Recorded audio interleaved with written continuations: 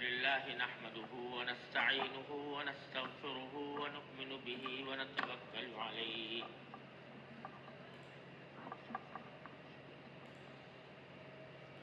ونعوذ بالله من شرور أنفسنا ومن سيئات أعمالنا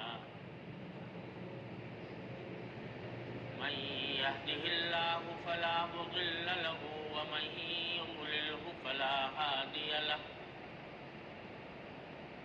وأشهد أن لا إله إلا الله وحده لا شريك له وأشهد أن سيدنا وسندنا ونبينا ومولانا محمدا عبده ورسوله صلى الله تعالى عليه وعلى آله وأصحابه وبارك وسلم تسليما كثيرا. أما بعد فأعوذ بالله من الشيطان الرجيم. بسم الله الرحمن الرحيم.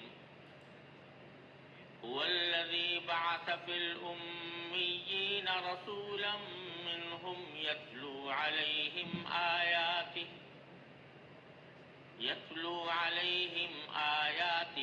ويزكيهم ويعلمهم الكتاب والحكمة وإن كانوا من قبل لفي ضلال مبين. آمنت بالله صدق الله مولانا العظيم وصدق رسوله النبي الكريم ونحن على ذلك من الشاهدين والشاكرين والحمد لله رب العالمين. My dear brothers and sisters, Assalamu alaikum wa rahmatullahi wa barakatuh.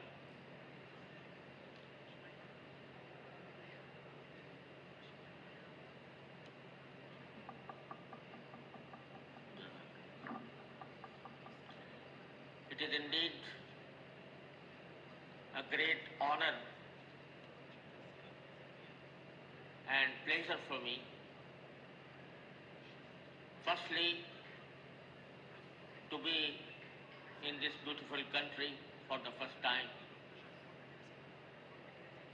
and secondly, to be in this August Educational Institute, Darul Uloom, Trinidad, and to meet you in this August forum. And for that, I am grateful after Allah subhanahu wa ta'ala to the institution that has invited me to this country and provided me with such an opportunity to be amongst you and to exchange views and to express and to talk about some aspects of our deen. May Allah subhanahu wa ta'ala give us all tawfiq to act according to the pleasure of Allah subhanahu wa ta'ala in all our walks of life. I am asked to deliver a lecture on any aspect of our deen, Islam, and I have chosen for today's talk a verse of the Holy Quran that I have just recited. Although this verse has a number of subjects that can be addressed with reference to it, yet I intend only to mention one aspect of this verse of the Holy Quran, Let me first translate this verse and then come to the subject I want to draw your attention to. The Holy Quran says in this verse, Huwallazi, Allah is the one who has sent among the unlettered people a messenger from amongst them, who would recite to them Allah's verses and purifies them and would teach them the book that has been revealed to him, that is the Holy Quran, and teach them the wisdom. While before that, all of them were in clear error. They were straying afar from the right path. This is the translation of the verse. This verse has described the objectives for which Rasulullah sallallahu alaihi wasallam was sent to this world. The basic objectives, the basic terms of reference given to the Holy Prophet Muhammad sallallahu alaihi wasallam by Allah subhanahu wa ta'ala has sent him to this world.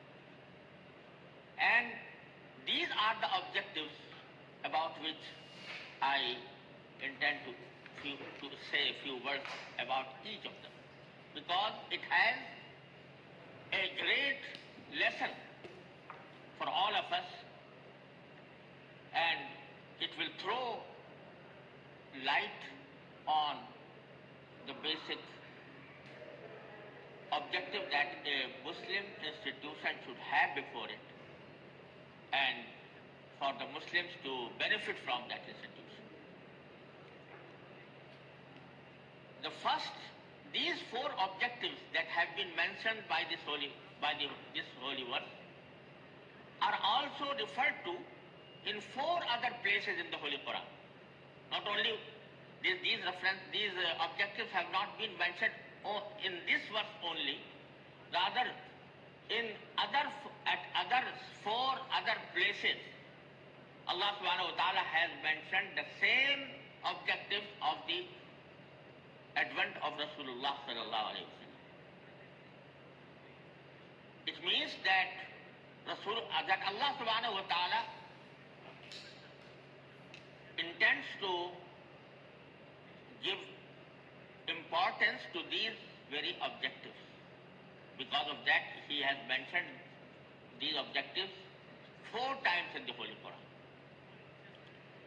The first objective that has been entrusted, the first obligation, first duty, first term of reference given to Rasulullah sallallahu alaihi wasallam is that he must recite to the people the verses of the Holy Quran. Recitation, tilawa, yatlu alayhim ayat, that he would recite the verses of the Holy Quran to the people. The point that I want to make here is that the recitation of the Holy Quran has been mentioned by this holy verse as distinct from teaching the book. Because in the next objective it is mentioned, yu'allimuhumul kitab, that Rasulullah sallallahu alaihi wasallam teaches them the book. It means that he teaches the meaning of the book, teaches the basic teachings of the book. So this teaching of the book, that teaching of the meaning of the book, has been mentioned separately and distinctly from recitation of the Holy Quran. So it means that Rasulullah sallallahu alaihi wasallam had 2 different objectives before him. One is to recite the verses of the Holy Quran. It means that recites the verses of the Holy Quran so that he may teach the people how to recite it, regardless of whether they understand it or not. And then the second objective is to teach the book, teach the meaning of the book, convey to them the message of the book. These two objectives are totally separate and different and distinct from each other. The point here is that it indicates that the recitation of the Holy Quran itself is an objective and is an act of worship and carries much sawab. And this refutes those who sometimes say that if a person recites the Holy Quran without understanding its meaning, they say that it is useless. And when in these madrasas, the pupils, the children are made to do hifz of Holy Quran, that commit the Holy Quran to their memory. Sometimes they argue that it is useless because it carries no sense that a child having no meaning of the Holy Quran at all, not understanding the meaning of the Holy Quran, is compelled to memorize the Holy Quran and commit it to his memory. What is the benefit he is achieving from that exercise? And it is useless that the words of the Holy Quran are repeated like puppet and without understanding. There are some persons who object on the recitation of the Holy Quran in this way. So this verse indicates that recitation of the Holy Quran in itself is an objective of the advent of Rasulullah sallallahu alaihi wasallam. And that is why Rasulullah sallallahu alaihi wasallam did not only explain the meaning of the Holy Quran, he has also taught the Sahaba how to recite it. The way of recitation of the Holy Quran has been taught by Rasulullah sallallahu alaihi wasallam to the Sahaba radiyallahu ta'ala anhu ajma'in. And it is mentioned at another place in the Holy Quran, لا تحرك به لسانك لتعجل به إن علينا جمعه وقرآنه فإذا قرأناه فاتبع قرآنه. When Rasulullah sallallahu alaihi wasallam received the revelation from Jibreel alayhi salam, he felt much of stress on his heart. Sometimes he used to sweat out of the stress he felt during the revelation. And at the same time, he used to repeat the words revealed to him by the Jibreel alayhi salam. And it doubled and multiplied the stress Rasulullah sallallahu alaihi wasallam felt at that point of time. So Allah subhanahu wa ta'ala said, no, la tuharrik bihi lisanaka lita'jal bihi. You need not repeating the words. You need not repeating the words and having such a stress upon you. Because inna alayna jam'ahu wa qur'ana. If you are anxious that you may forget the words, no, you will not forget, because it is our duty. It is our responsibility. Allah subhanahu wa ta'ala says, it is our responsibility that we will make this Quran memorized by you in your heart. Inna alayna jam'ahu wa qur'ana. Then it is also on us. It is also our responsibility to teach you how to read it. فَإِذَا قَرَأْنَاهُ فَاتَّبِعْ قُرْآنَ. Then when we recite it through Jibreel to you, then you must follow that way of recitation that Jibreel salam has brought to you. So Jibreel salam taught the Rasulullah sallallahu alaihi wasallam how to recite the Quran, and Rasulullah sallallahu alaihi wasallam taught the people, the Sahaba, how to recite it. And through this education, an unparalleled science has been developed by the Muslims that has no parallel, no example in any other language, in any other religion. That is ilm tajweed. Ilm tajweed gives you the education how to recite the Holy Quran. It is a very delicate science that has described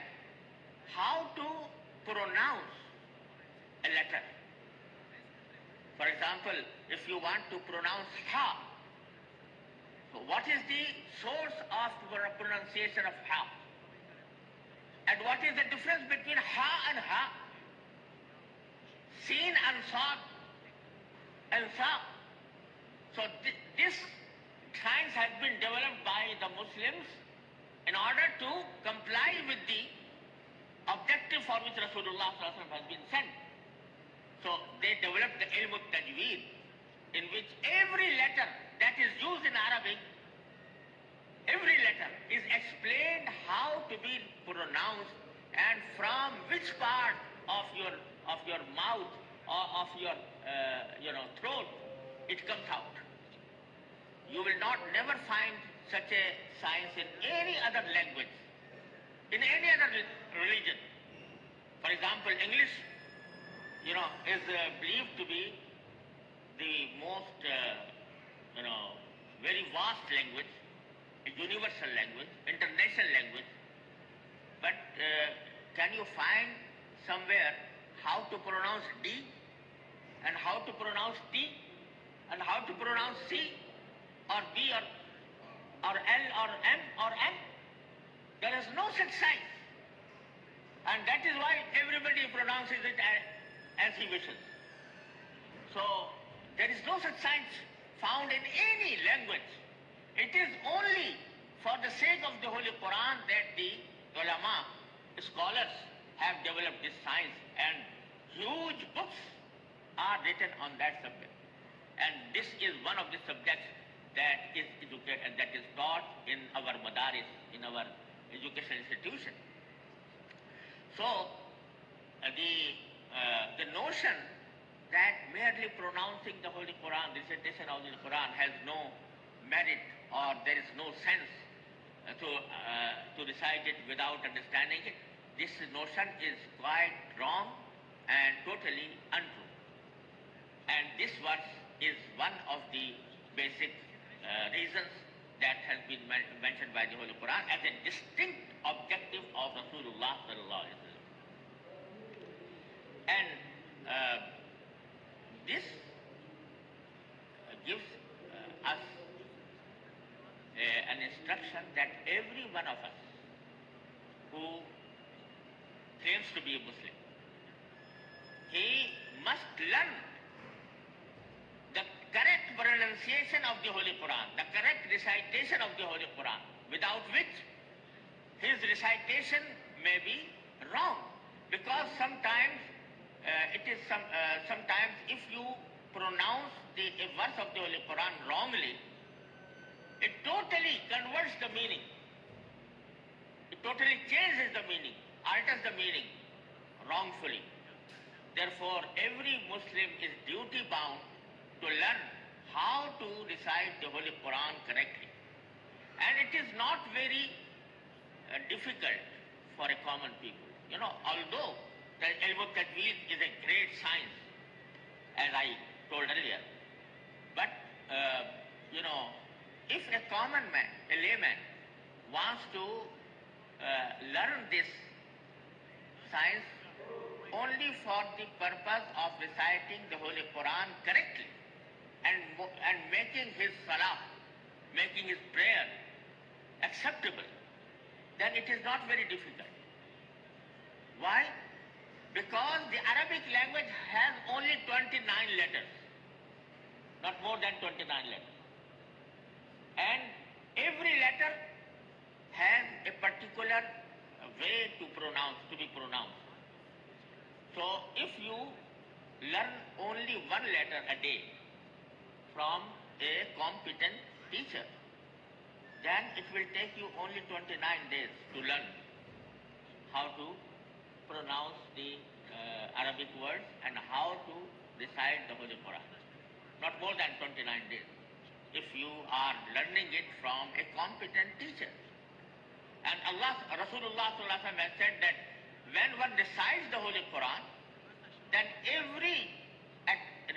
the time of recitation of every single letter, you will credit 10 virtues to your account of Akhirah. If and he has also explained that if you pronounce Alif Lam Mim, then Alif is one letter, Lam is one letter, Mim is one letter. So by merely reciting Alif Lam Mim, you have secured 30 virtues to your credit in the after.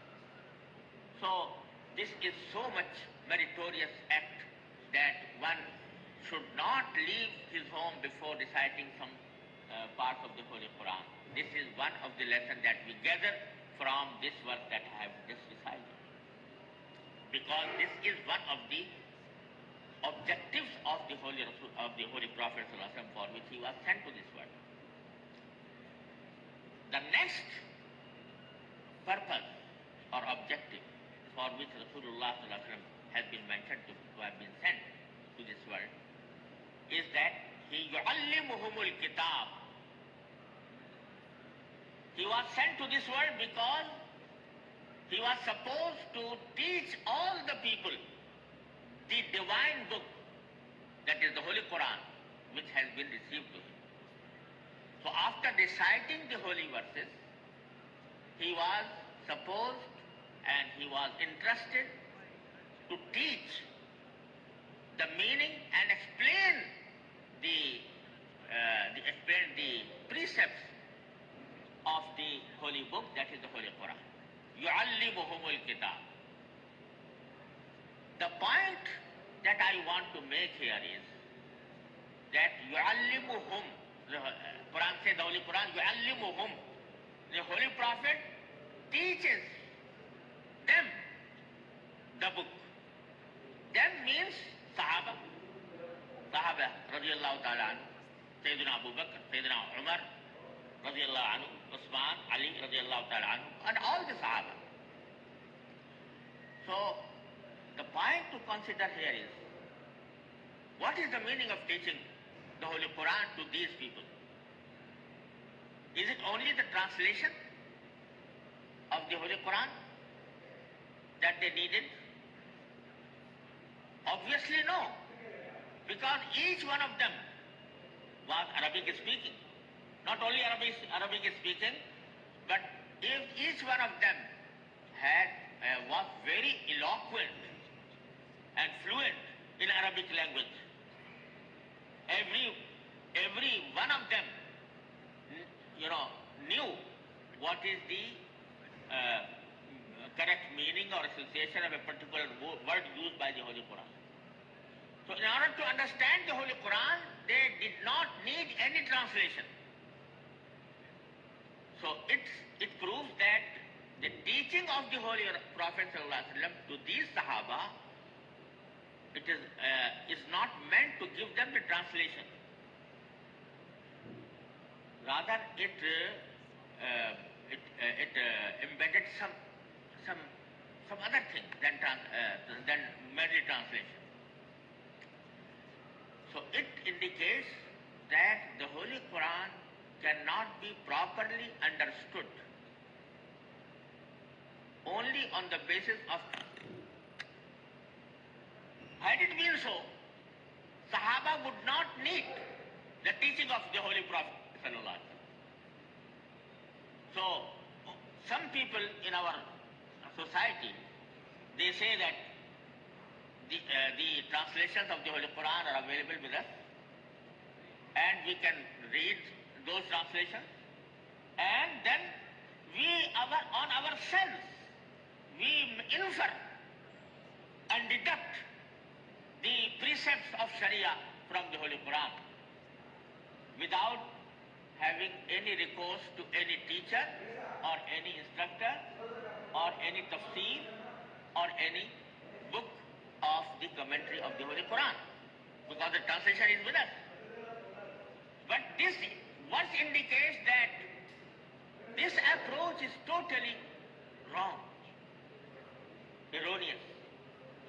Because if the only translation had been enough, then there was no need for the teaching of the Holy Prophet ﷺ to Sahaba Abu Bakr, Umar radiallahu ta'ala ajma'in.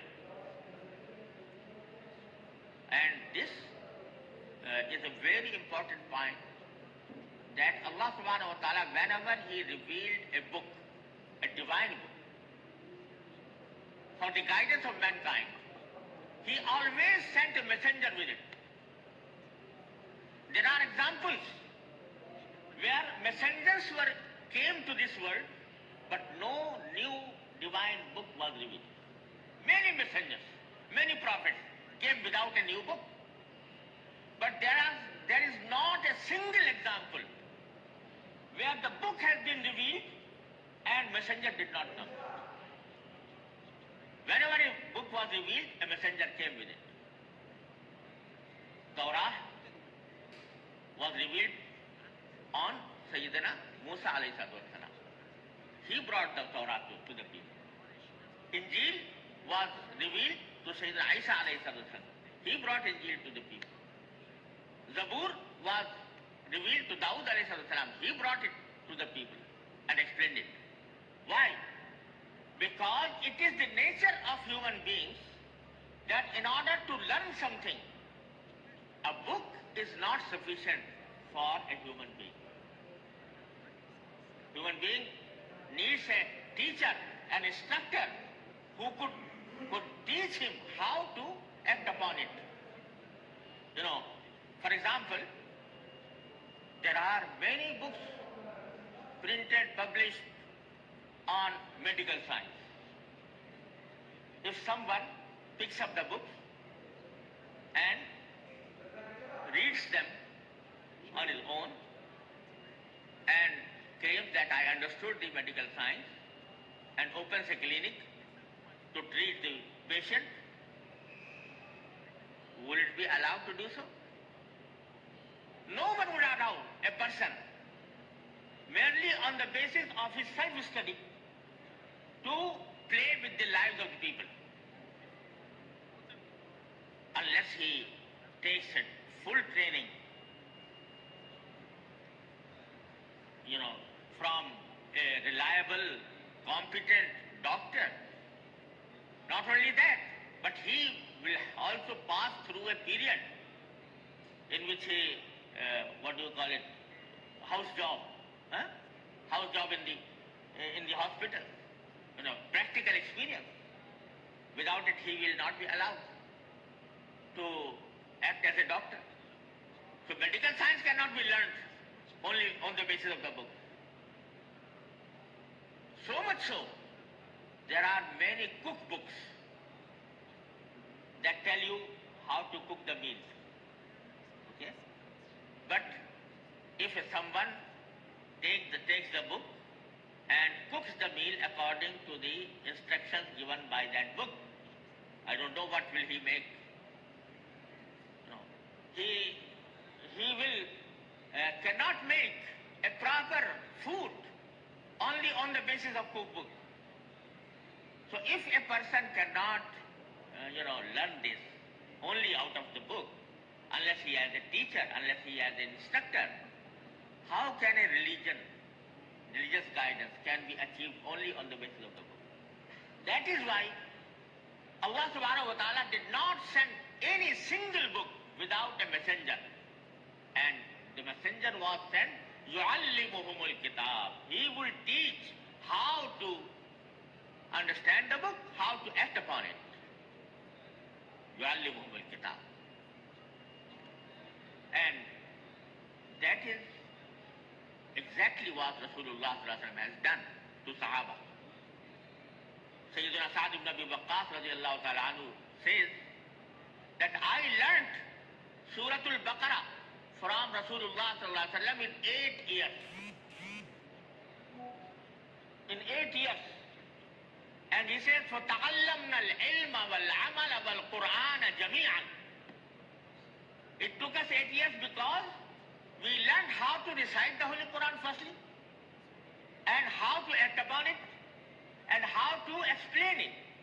Everything, we knew we learned from Rasulullah sallallahu alaihi wasallam. It took us 8 years in Surah Baqarah only. So, these were Sahaba radiallahu ta'ala anhu ajma'in who, received the meanings of the Holy Quran. And let me clarify another point to you. sometimes people say that the Holy Quran itself says that it is easy for the people. لَقَدْ يَسَّرْنَا الْقُرْآنَ لِلذِّكْرِ فَهَلْ مِن مُدَّكِرٍ. We have made the Quran easy. But they forget that the Holy Quran itself says we have made the Quran easy for taking lessons, for taking lesson, for taking advice, not for inferring or deducting the laws and legal orders of the Holy Quran. If you read the Holy Quran for the purpose of that it may remind you of the Akhirah, of the Jannah, of Jahannam, of and he prompts you to do pious acts. It is all easy. There is no problem. You can do it with the help of a translation. But if you want to say this is halal and this is haram, and you, on the basis of translation, you claim that I understood the Holy Quran for the first time, and all the 1400 scholars were wrong in interpreting this verse, and to claim ijtihad for you, then it is not acceptable at all, because it is the Holy Prophet ﷺ who teaches the correct meaning and correct precepts of the Holy Quran and no other. The third objective for which Rasulullah ﷺ was sent, as mentioned by this one, is wal hikmah. يعلمهم الحكمة, which means that Rasulullah ﷺ is sent to this world in order to explain to them what is wisdom. What is wisdom? So wisdom is also taught by Holy Prophet ﷺ. This gives us another very important point. The point is that if the Holy Quran says that it is the Muhammad Rasulullah ﷺ that will teach you what is wisdom, it means that you cannot decide wisdom only on the basis of your own rational arguments. It is not pure reason that decides what is wisdom, what is not wisdom. It is the criteria for something being wise, or criteria for identifying wisdom in a particular act. You must turn to the Holy Prophet ﷺ. You must, have lesson from Rasulullah ﷺ, without which your reason may misguide you. Today, many people say that we will act upon our own reason. Our reason is the basic criteria for all of our acts, all of our beliefs. But these poor people do not understand what reason is. Reason, if it is detached from the prophetic revelation, if it is isolated from divine guidance, then it is not reason at all. It is in fact, in the terminology of the Holy Quran, it is hawa, ahwa. وَلَوِ اتَّبَعَ الْحَقُّ أَهْوَاءَهُمْ لَفَسَدَتِ السَّمَاوَاتُ وَالْأَرْضُ. So, why? Because Allah subhanahu wa ta'ala, when sent us to this universe, we needed knowledge for living on this planet. Allah subhanahu wa ta'ala provided us with some sources of knowledge. Eyes to see, ears to hear, nose to smell, tongue to taste, and the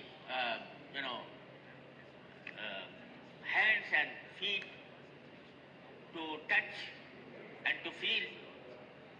by these sources we acquire knowledge. But these sources are not enough to give us every kind of knowledge. There comes a place where these sources do not work. At that point of time, Allah subhanahu wa ta'ala has given us another source of knowledge, that is reason. By reason, we can know what we could not know through our own, senses. But as the senses, as the function of senses was not limitless, it has its own limits. Likewise, reason has its own limits. And there are places where reason does not work properly. At that point of time, Allah subhanahu wa ta'ala gives us a third source of knowledge, that is revelation, that is given to us by the prophets.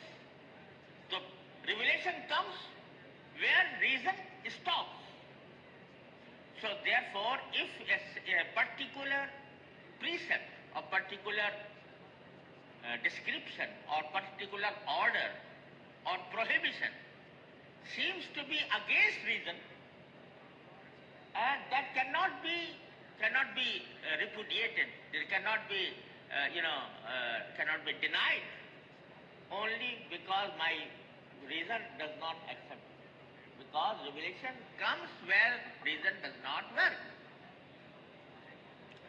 For example, if you see all the philosophers, right from Aristotle up to Bertrand Russell or any further philosophers, all of them claim to use their own reason. Socialists claim to use their reason for determining what is wrong, what is right, what is wrong. Capitalists, every philosophy, every system of life claims that it acts on reason. But there are differences, they are conflicting with each other because they are devoid of the divine guidance. There was in our history, there was a sect that was called Karamat or Batiniya. One of their leaders has written a detailed letter to his followers in which he says that it is stupidity that someone gives his sister to another one in marriage, while his sister was very beautiful and very cooperative with him, but he gives his sister to another person and brings a totally stranger, alien woman from outside that is not so beautiful, not so cooperative with him, and he spends his own wealth to the other and brings someone that is not helpful to him. Has it been a wise person, he could have retained his own sister in his home, at home. This is what his reason, leading to his reason. But because this reason is devoid of divine guidance at all. Even today, if you open Encyclopedia Britannica, and the article on atomic bomb, the first sentence that you will find in introduction of atomic bomb is that this is the bomb through which the life of 1 billion people was saved in Nagasaki and in Hiroshima. The lives of 1 million people not destroyed. Life of 1 million people was saved through this atomic bomb. The argument is that had it not been dropped, then the American soldiers in the number of 1 million would have been killed in this war.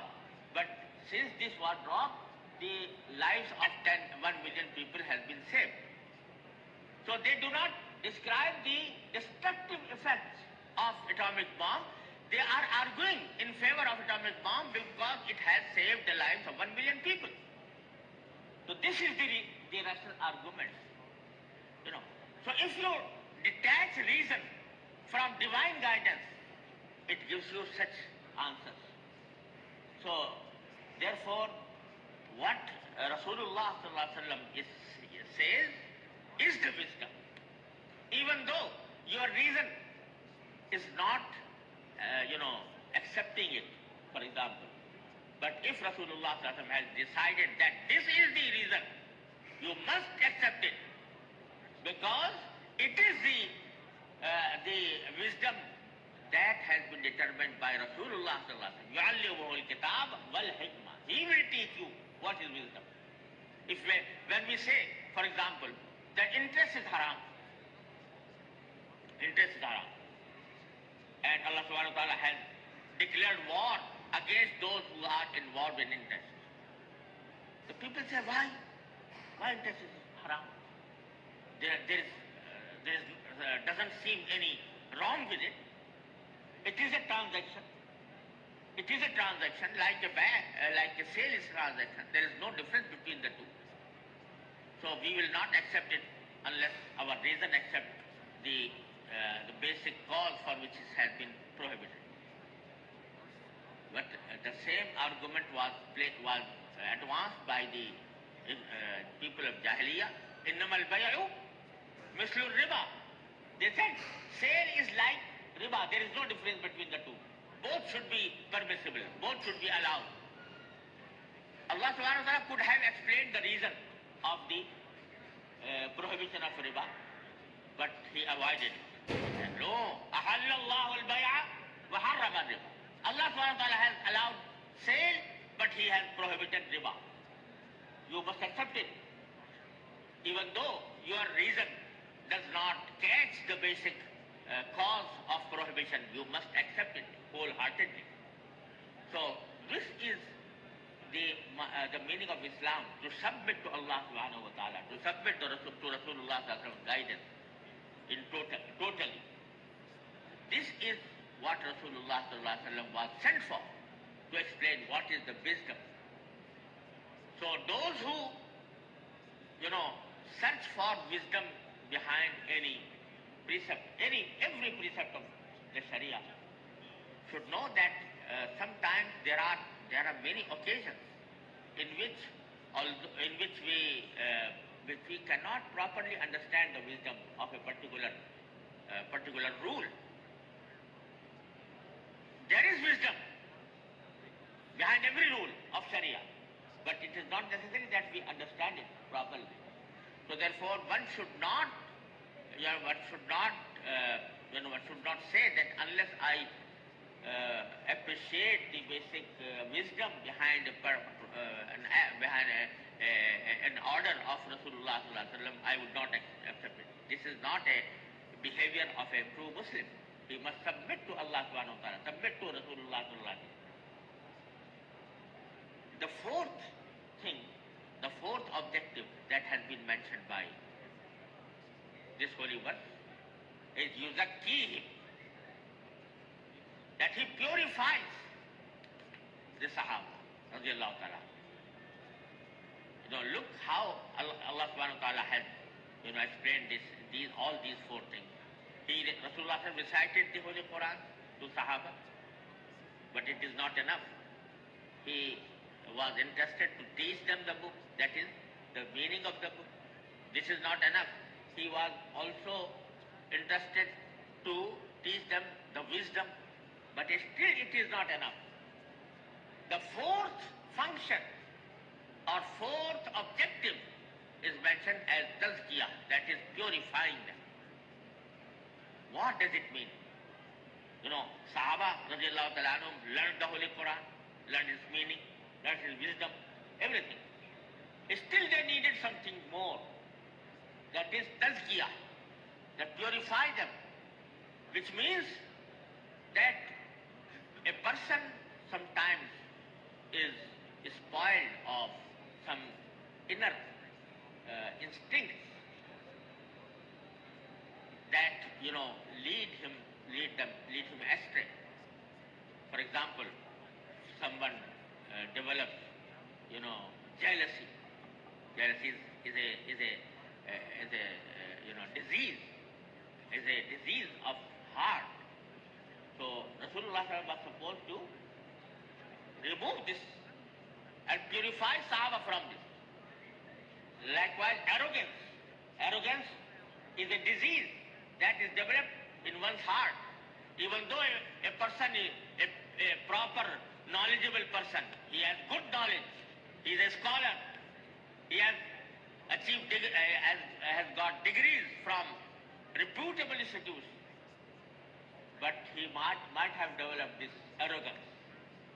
This is disease that has developed in his heart, so he must be purified of it. So jealousy, arrogance, show off, these are diseases that are developed in one's heart. So Rasulullah was sent to train the Sahaba to purify them of all such diseases. Those who were, those who had no control over their anger at all. They used to fight with each other for years and years. The war of Basus in the days of Jahiliyyah was fought only because one person has killed the chicken of the other.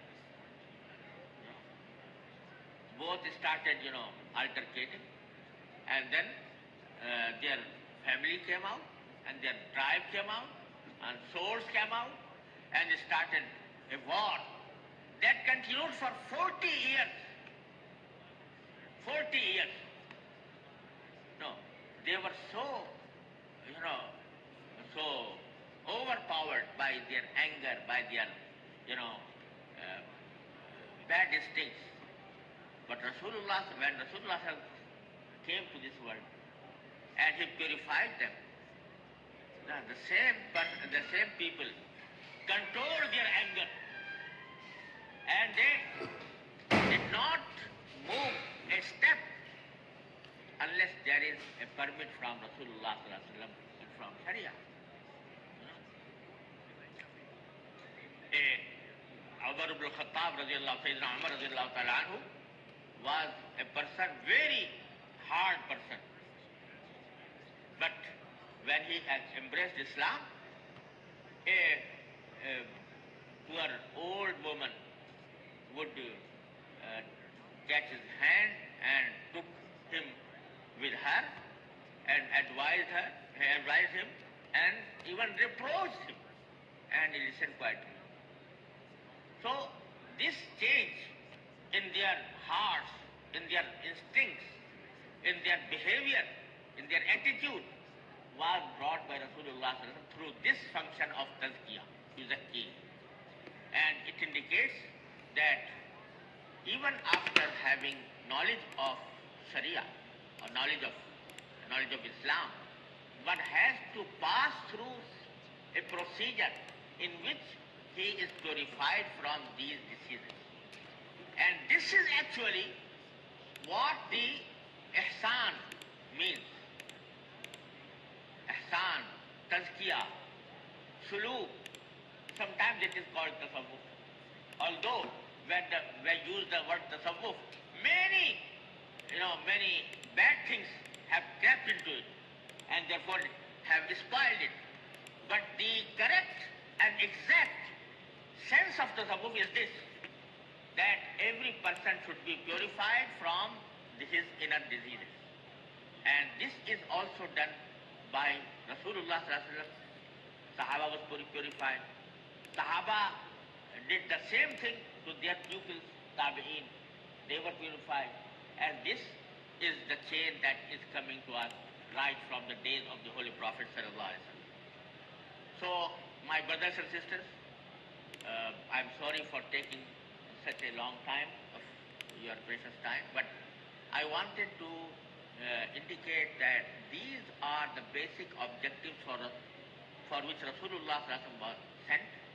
And if you see the madaris, this Darul Uloom, for example, or any other Darul Uloom.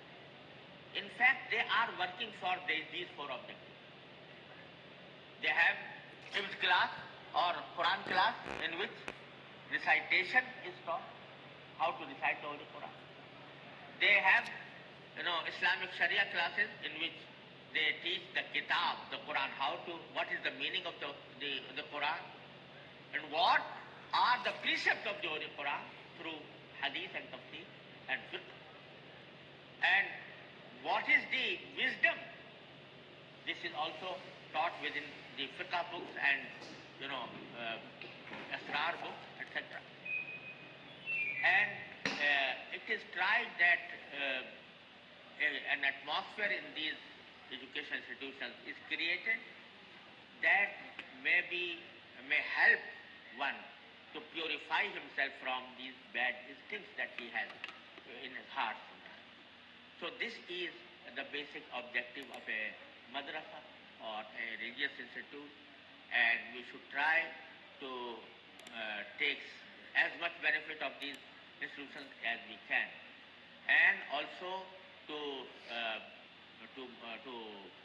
design our lives in a way that these objectives are fully met. May Allah subhanahu wa ta'ala give us tawfiq to act upon the Holy Quran and the instructions of Rasulullah sallallahu alaihi wasallam. And at the end, I express my gratitude again to the people of this Darul Uloom who have achieved this goal by establishing this Darul Uloom, and they have